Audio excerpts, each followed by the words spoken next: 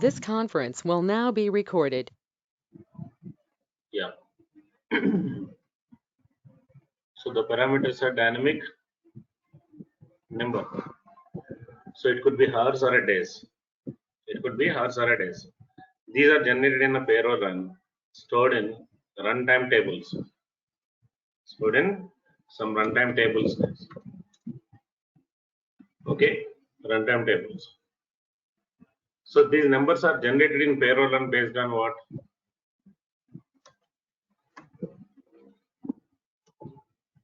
Based on pay frequency. Based on pay frequency, calendar month, work schedule,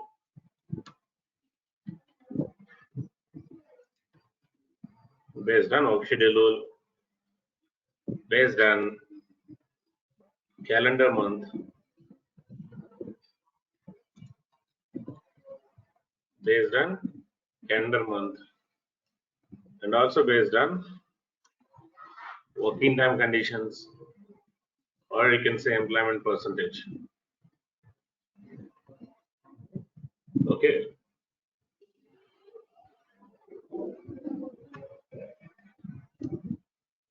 These are stored in runtime tables. So this is the right definition. These parameters can be read by. These parameters can be read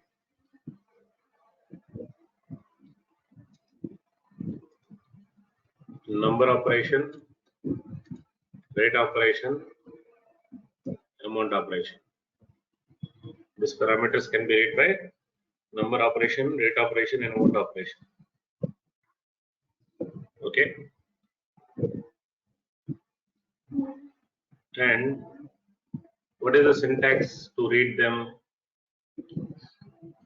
Take it like this. For example, operation rate equal to, these parameters contain 6-digit guys.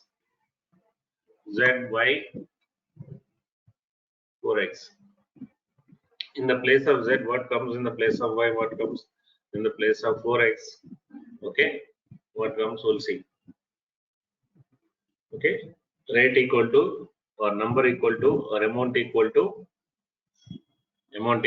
so these are the parameters.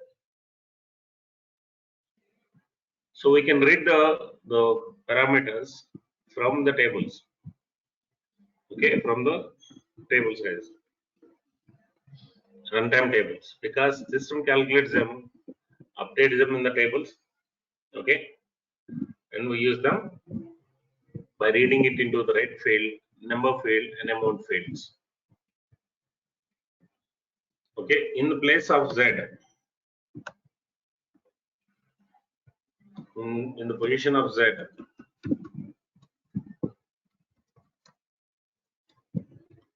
okay, we have a T. The first one, take it Z. The second one, T. Okay, this is pay period, or we can say, to understand it easily, full pay period. Pay period values, guys. Okay, this one, partial period values.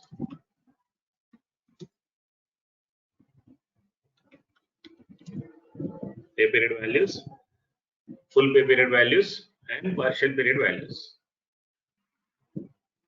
Okay, now what is the definition of a pay period? What is the definition of a pay period? If you remember, I explained you when I was explaining WPBP table. Anyone?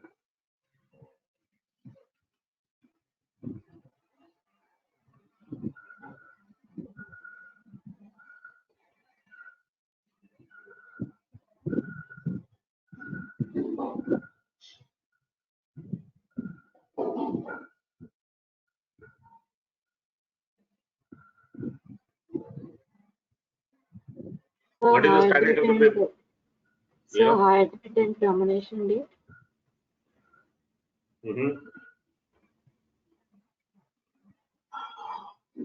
period which payroll is processed from the start and end date.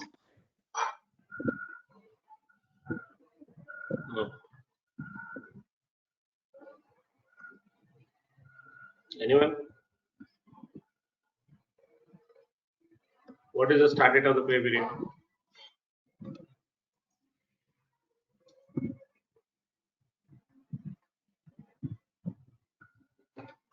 The hiring date. Earlier date of hire or rehire date. It is the earlier date. Hire or rehire and pay period start date.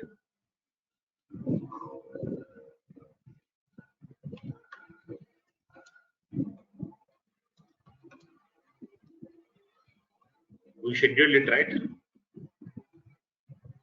Pay period start date from E_T549Q. Or control record date underscore. Pay period start date from control record.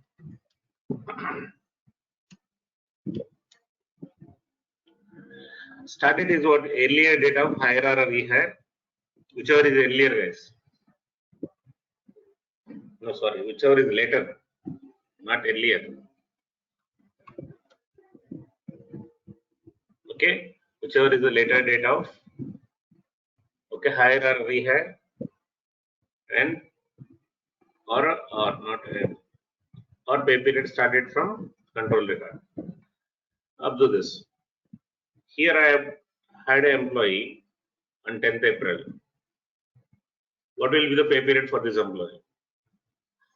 What is the pay period for which we need to pay his remuneration?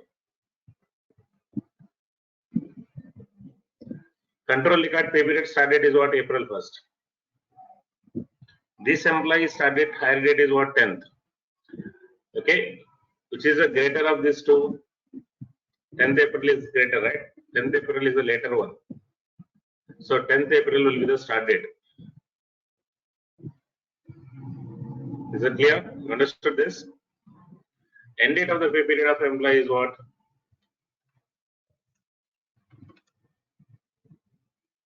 Okay, earlier date, earlier of termination date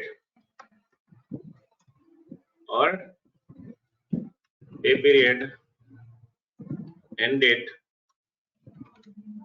from control record.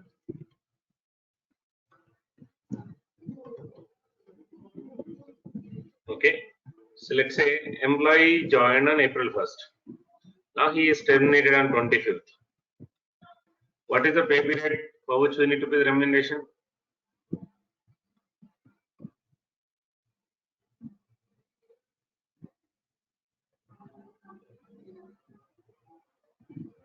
If you don't respond, I will lose the interest. Go faster. 25th will be paid. 1st April to 25th April. This is the pay period. If employee is terminated on 25th, he joined on April 1st, or he might join in the long back. Okay, he might join long back, but he is terminated in April 25th. So the pay period for this employee is 24th. Sorry, if he is inactive or withdrawn from 25th, the last pay date for him is 24th. So this is a pay period definition of an individual. Pay period definition of an individual. Okay, in payroll run. Clear? Now, what is a partial period? What is a partial period?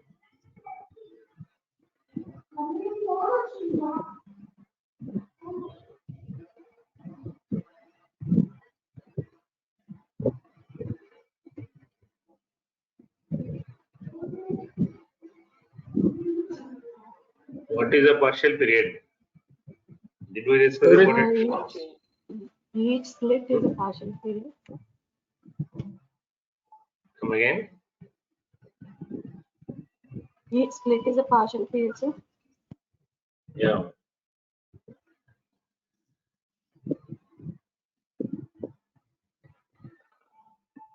every split in WPBP is partial period. Every split in WPBP is partial period, guys. Okay, if there are no splits,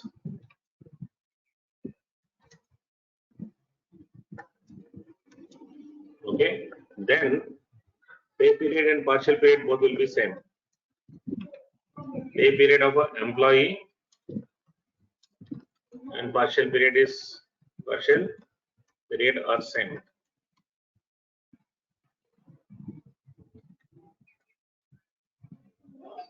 Okay.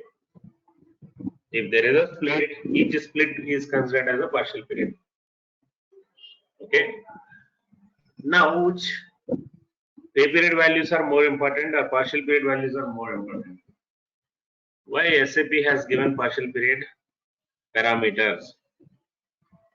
What is the importance of a partial period parameters? Okay. Now you tell me these examples. Employee joined on April 1st. Okay. Now he joined long back. Now on April 1st until April 15th, his salary is this. So there is a chance that company can increase the salary from mid of the month, 16th to 30th April. How do you pay the salary? So what is the amount that we need to pay the employee? 10,000 divided by 15 into 31. So 10,000 divided by 30, sorry. 10,000 divided 15 or by 30? 31 into 15. Sorry. It's April month, so it is 30. Yeah. Into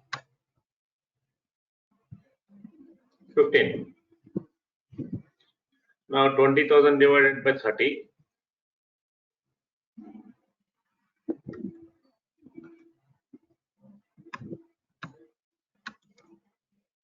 Into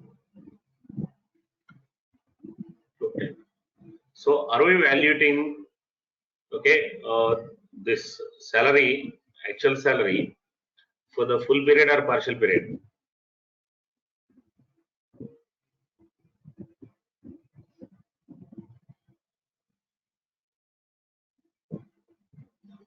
Salary is evaluated for full period, but it is prorated based on change. So the calculation happens based on partial period. For each partial period, you are evaluating it. For each partial period, you are evaluating it. For example, if the date is 20th or 21st,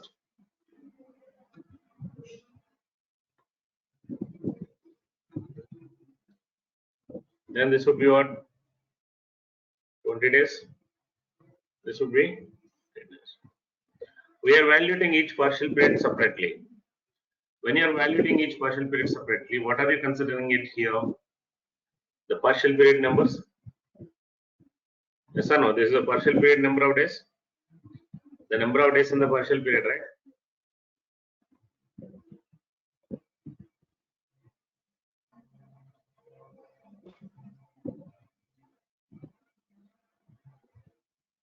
Yes or no? Yes, sir. Salary proration. The salary proration always executed based on partial period valuations. Okay, take another case. Employee, there is no change in the salary. There is no change in the salary. Okay, so but there is a change on 16th. There is a change on 16th. Okay, What change? Work schedule will change. The salary is same. Here, employee is in 6 days of work schedule. Okay, 6 days a week work schedule. Now here employee is in 5 days a week work schedule. Sorry.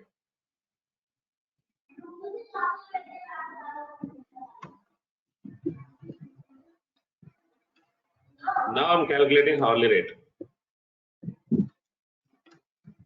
I'm calculating daily rate. Okay, hourly rate. The formula is basic salary divided by number of hours on a pay period. Okay, the number of hours on a pay period.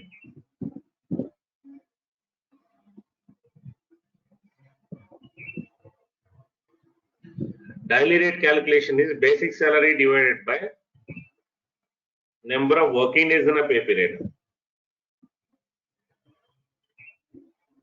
Number of working days in a pay period.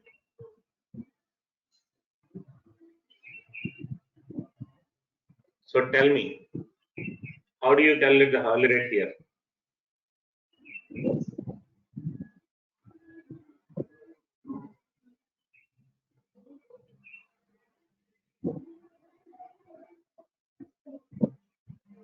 How do you calculate the hourly rate?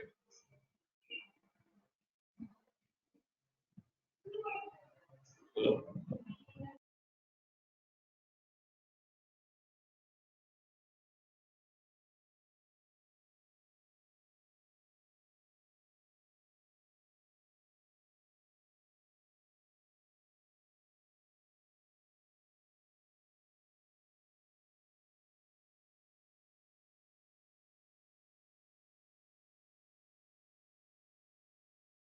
Ten thousand divided by number of working hours per the pay period of 6 days work schedule.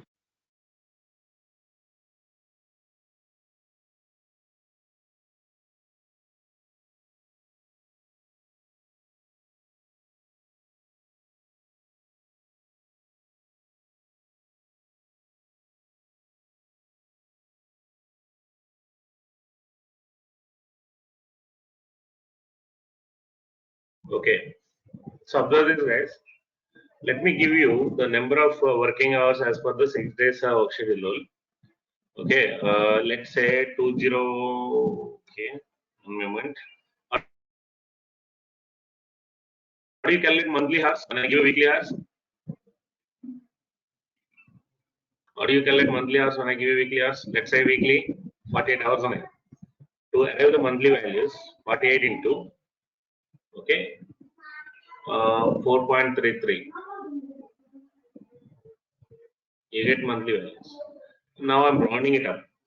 Okay, 208 are the working hours here. 172, 173 are working hours here. Now what is the hourly rate here?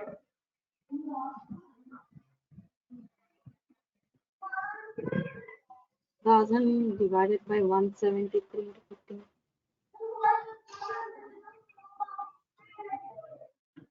Yeah, hourly rate formula what? 10,000 divided by 173 or 172. 173 Into 50.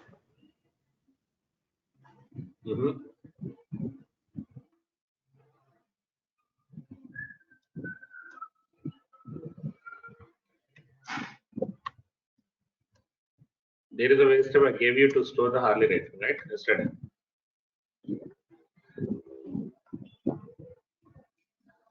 Anyone?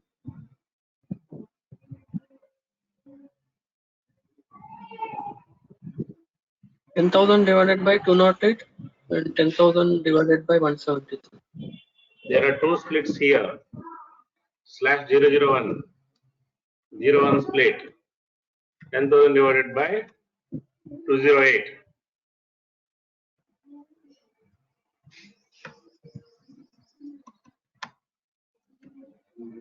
Okay, /001. Second split.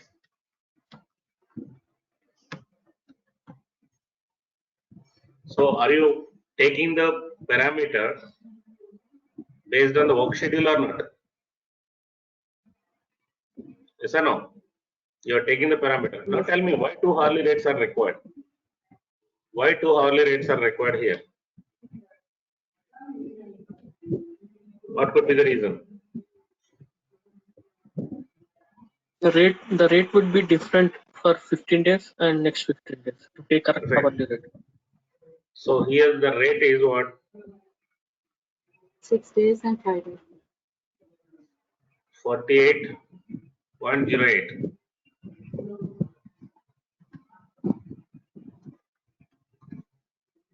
Here the rate 10,000 divided by 172. Okay, 58.13.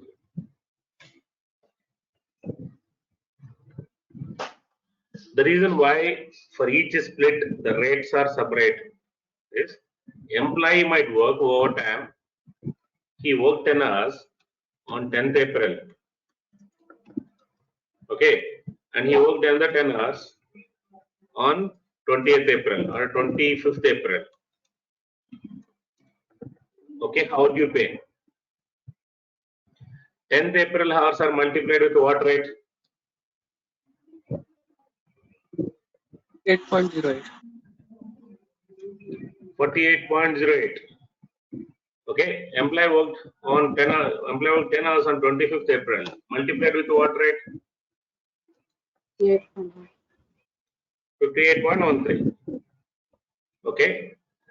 Even the rates are also calculated based on partial period. Yes or no?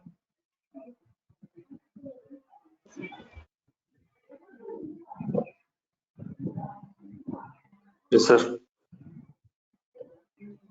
So the first reason why we valued everything based on partial period. Okay. Your salary proration has to be partial period basis.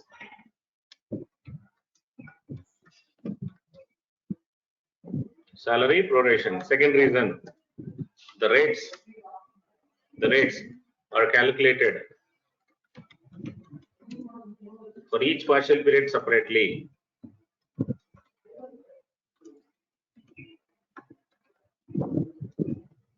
Okay, third reason, cost accounting. What do you mean by cost accounting? Take another example.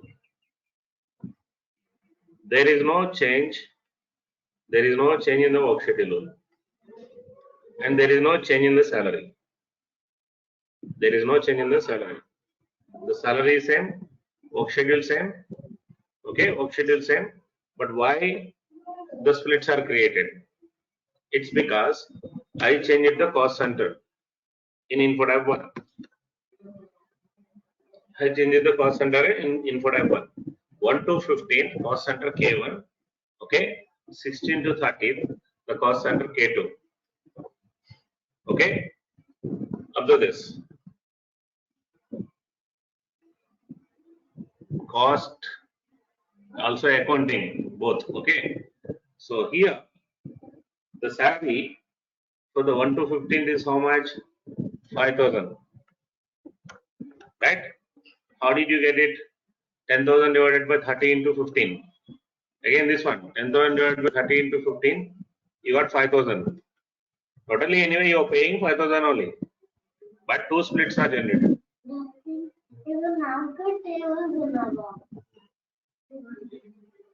Okay, two splits are generated.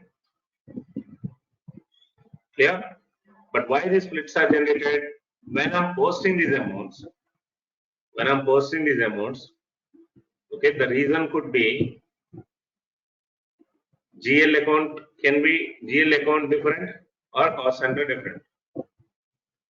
Okay, how GL account is different, we'll see that later. For now, this 5,000 should go to the cost center K1 and this 5,000 should go to the cost center K2. Okay, in payroll run. Okay, clear?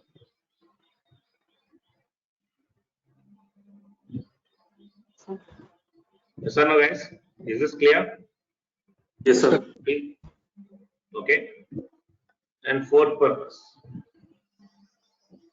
Fourth point. If you understand this class clearly, 70 to 80% payroll is easy. Calculations or policy rules.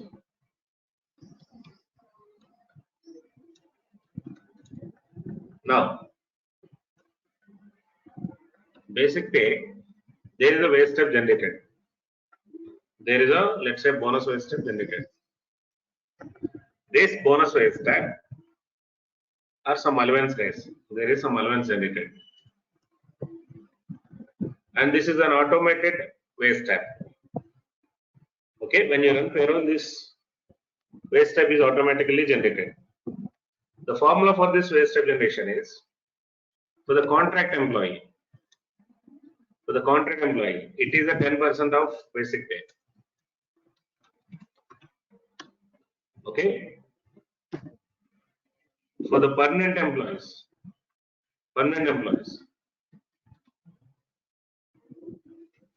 it is 20% of basic pay. It is 20% of basic pay. Now, observe this. 1 to 20, this employees contract guys. Okay, this employee is in a contract employee group. 21st to 30, 21st to 30, this employee become permanent. Now, how do you write the rule? So, what is this change? You are changing the employee group in input at 0001. You are changing the employee group in 0001, right? Okay. Now, when you change the employee group in 0001, there is a change in the split. I mean, there is a split created in WPBP.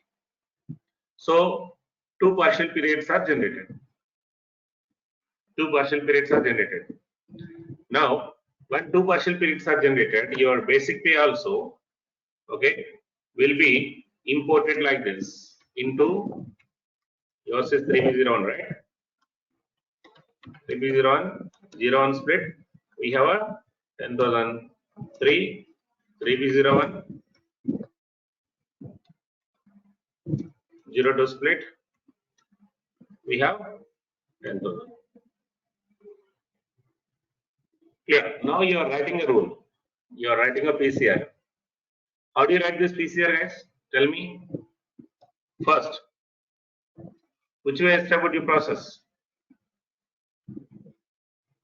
EB01. Yeah, so calculated. The result way step 3B10. Assume it is a 3B10. We need to get the amount in. So you are processing 3B01. Tell me operations one by one. Shiva, tell me the operations.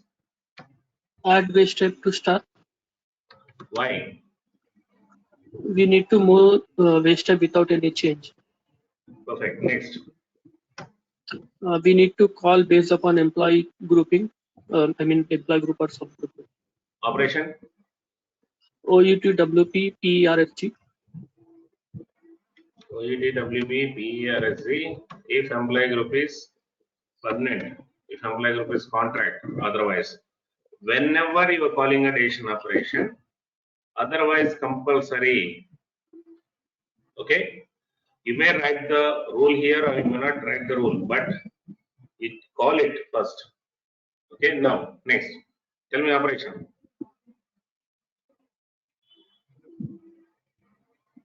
Rate equal to 20. Look at the comma. For the contract employee, okay, 10%. For the permanent employee, 20%. Now, what operation would you use here?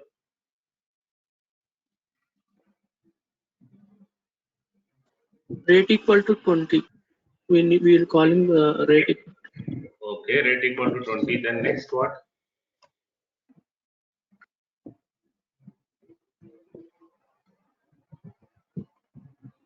AMT 10%.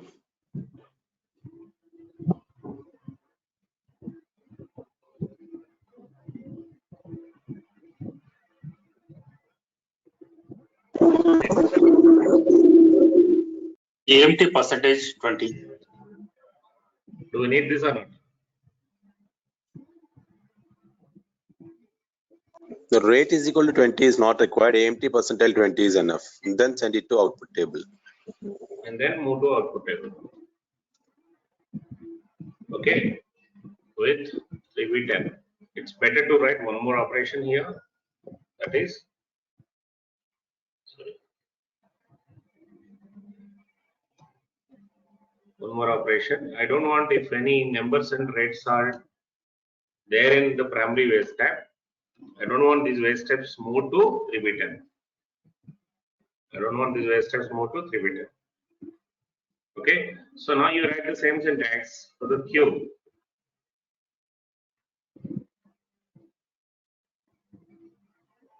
The percentage is okay. Now observe this. For 0-1 split, what is the employee group here?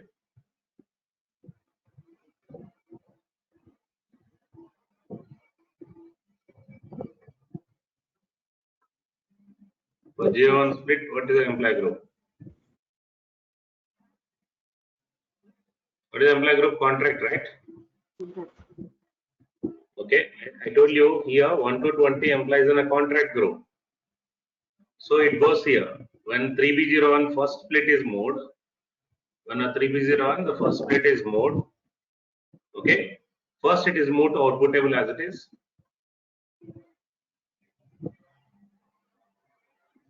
Next, if any numbers and okay, system checks the operation. Okay, it's a contract employee group. If any numbers and rates are there, I don't want them to be moved to 3B10. But I'm not initializing the amount, right? Amount percentage 10. Okay, amount percentage 10 and add them to the 3B10. So what happens with the same split? 3B10 is generated with the value what?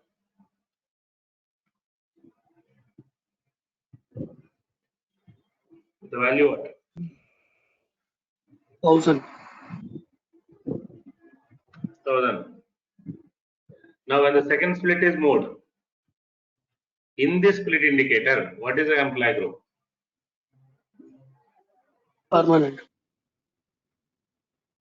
Okay, permanent. Now 3B01 is processed, move to output table. First operation is what? Move it to the output table. Okay, I'm moving it to the output table. Automatically it sorts the output table, guys, depending on a waste tab. The waste tab sequence, it sorts. The sorting, I guess, it will be performed based on these 5 characters. Okay, these 5 characters. Yeah. Now the second waste tab, you apply 20% on it and move the waste tab to the output table. Then 3B10 is generated in the output with 0-2 split.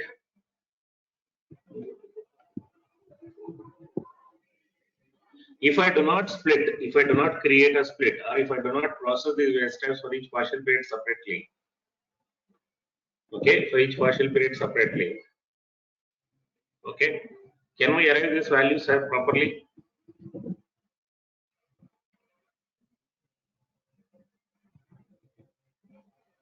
No, sir. All right. Okay, or else you take it like this. Okay, keep it simple. So this is a calculation purposes. When the structures, the elements of the structures are changed, be it company code or personal area, sub area, or employee group, or any other contract is changed in the middle of the pay period, you have to value it for each partial period separately. So this also based on partial period calculations. Okay, assume this is not a 20 or a 10. Okay, let's say the value is divided by number of Permanent employees, if it is number of working days basis. Contract employees, it is number of calendar days basis. Okay, number of calendar days basis.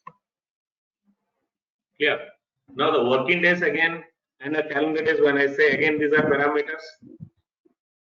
Okay, again partial period parameters. So these are the four reasons why partial period is important. The partial period values are more important than the full period values. Full pay period values. Clear? Okay. I mean, in the rare cases, we use G values. Most of the times, okay, even in a salary proration, okay, in a rates calculation, okay, cost accounting splits and calculations, we use most of the times T values only, okay, because the calculations are performed based on partial periods. Are we clear? The first field in the position of Z. Yes or no, guys? Yes, sir. Okay. Yes, sir.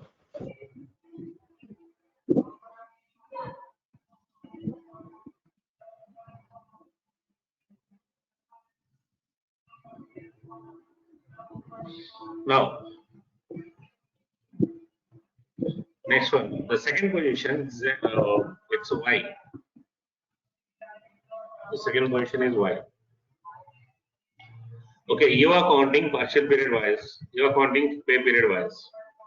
But what are you counting and how are you counting? What are you counting? Okay. Z is which period, guys? Z is which period? Y is how are you counting? How are you counting? Okay, in terms of days, or in terms of calendar days, or in terms of working days, or in terms of working hours. How are you counting the number? Okay, 4x is what are you counting? Are you counting the active days of employee? Are you counting the planned days of employee? Are you counting the absences, unpaid absences? What are you counting it? Okay, so Z is which period? Okay, Y is measurements. Like how are you measuring the values in terms of hours or in terms of calendar days, in terms of number of hours, number of days, working days. And 4x is what are you counting? Are you counting the active days of an employee in the partial period, unpaid absences or paid absences, number of holidays? What are you counting it? So those are the three parameters, guys. So now it's how are we counting the values? So in the position of Y, you get a K, you get a A, and you get a S. K means calendar days. The calendar days counting. Okay. It excludes working days means excludes day offs. Excludes day off. Count only on the scheduled days. Counting scheduled days. The meaning of the scheduled days where the plan working hours are greater than 0. Count only the scheduled days. Okay. Working hours. Okay. Count only the scheduled hours.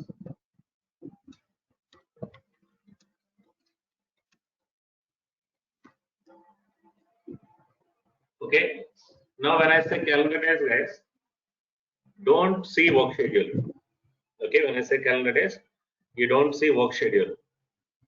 Suppose if I give you count the calendar days between 1 to 10 or 10 to 25. How many days here? When I say calendar days, you don't see whether the day is a holiday or the day, are there any day offs in between. You don't see that. You don't need to see that. Yeah. So how do you count the form? How do you count the calendar days? How many days are here, guys? 16, sir. 16 days. 16 days. 15 or 16? 16, sir. How did you get it? What formula you used? 25 minus 10 plus 1. Perfect. End date minus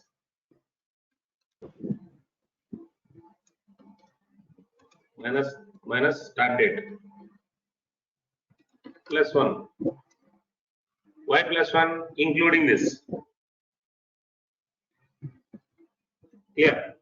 You are not calculating the difference. You are calculating the total days from 10 to 25. Okay. And what will be the formula for this? Generally, calendar days minus exclude day offs. Generally, right? You can count it in this way, or you can count day by day, each day, whether it is a working day or a day off. If it is a working day, count it. Whether the day is a public holiday or not doesn't matter. The day has a plan working hours or not is the question. If the plan working hours are there greater than 0, then it is counted in A. Similarly, okay, the working days into, if every day has the same number of hours, simple, working days into plan working time hours. Let's assume 8. Let's assume every shift has 8 hours. Okay. Now let's say the employee is in 5 days a week, guys. Now the month is April. You get 30 here. You get 30 minus 8 days. You get 22 here. Okay. And this value is what? 22 into.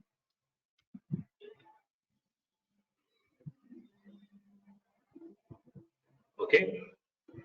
So in partial period, count the values. When I say what is this? Let's say rate equal to TK. What does this mean? We'll discuss about this tomorrow. The 4x thing. But what is this meaning?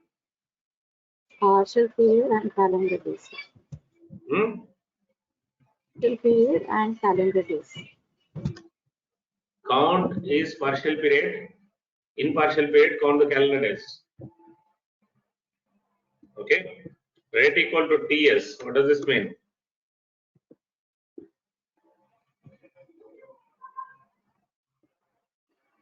Partial period hours. Period and hours. Okay. Number equal to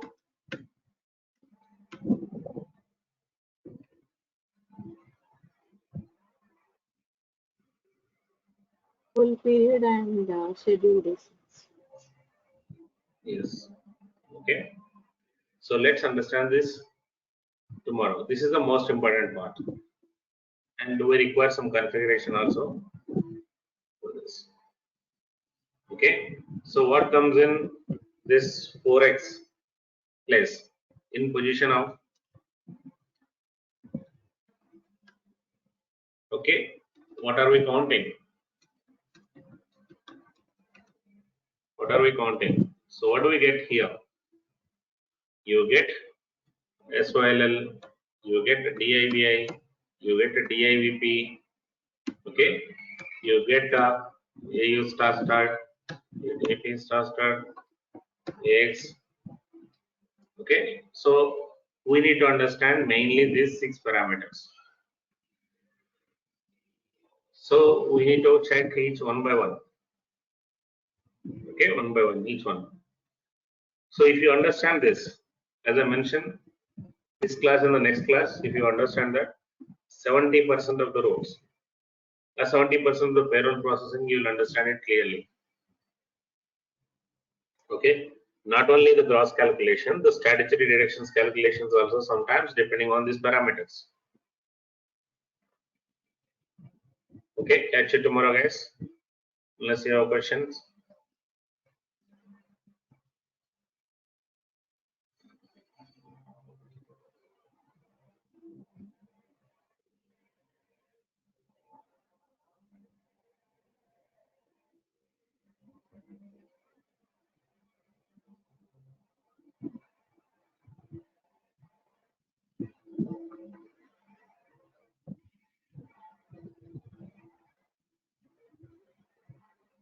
Let's do more.